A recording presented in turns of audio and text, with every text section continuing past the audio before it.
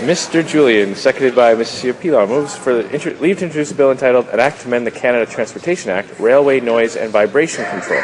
This motion is deemed adopted. The Honourable Member for Burnaby, New Westminster. Well, thank you very much, Mr. Speaker. And I'd like to thank my seconder from Laval des Îles, who's one of the new bright young lights in the NDP caucus, seconding this motion.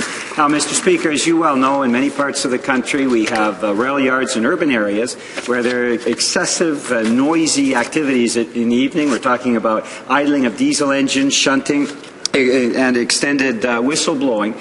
What this does is interrupt the sleep of constituents in my riding and, of course, Canadians right across the country. Now, the amendments that were brought to C11 simply have not dealt with the problem. The mediation hasn't worked. We have many examples where mediation has not been respected by the railway companies.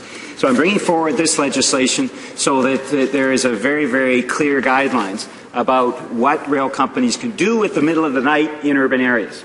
And they can't do the shunting and idling and excessive whistleblowing that has interrupted the sleep of so many Canadians. So I bring forward this bill, hoping to get all party support on a problem that many urban areas are experiencing. I would say, Mr. Speaker, and I'm sure you'd agree, every Canadian has the right to a good night's sleep. Thank you, Mr. Speaker. Monsieur Julian, appuyé par Monsieur Pilon, propose que ce projet de loi soit maintenant lu une première fois et imprimé. Cette motion est réputée adoptée.